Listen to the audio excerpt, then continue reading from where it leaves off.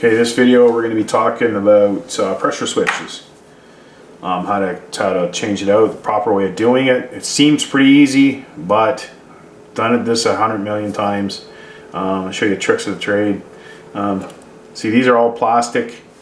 Every single one is plastic and has the thread on it. And this is stainless steel, so you're gonna have a problem if you try to cross thread that. And it's really hard to feel it.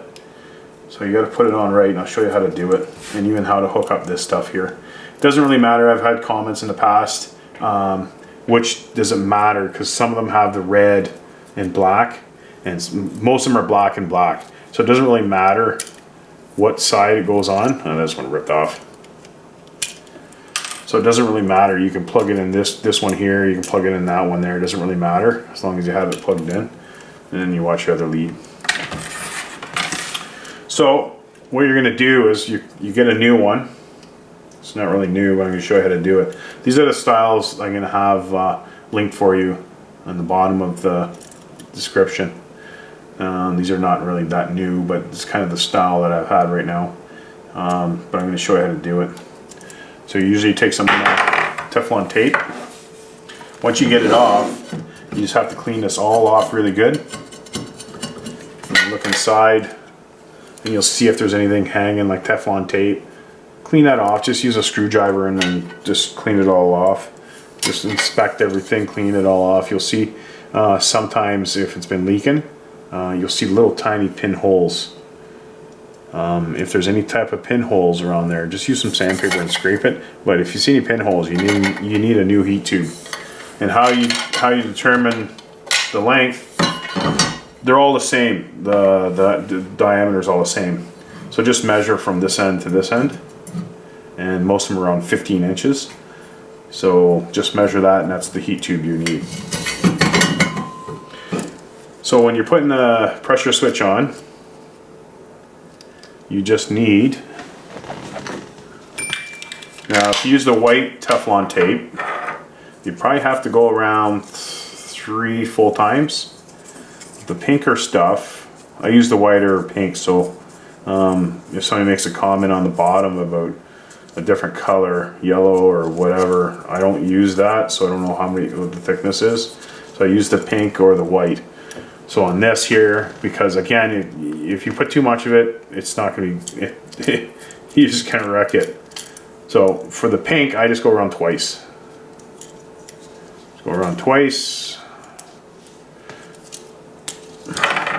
And I never use a tool putting it in. Always use your fingers.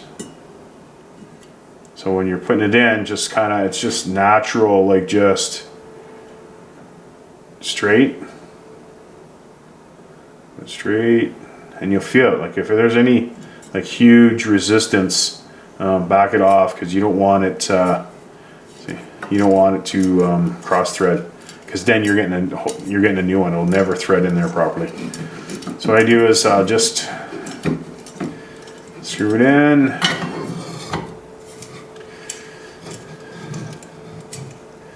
I usually go when it's about even within there, about flush, and you'll feel. You can go a little bit longer too, or further in.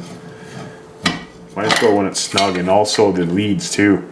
What I do like to do is, because it's going to sit in there, or it could be like that. I like to have it where it's easier. I can plug it in with these leads, so I'll go one here instead of one in the back. So I'll kind of go even. So I go one and one. So after when it's in. Now sometimes you'll have this heat tube that's it's in. You got to take this off while it's sitting in there, because maybe that's all you have to do. You got to remember when you change this out.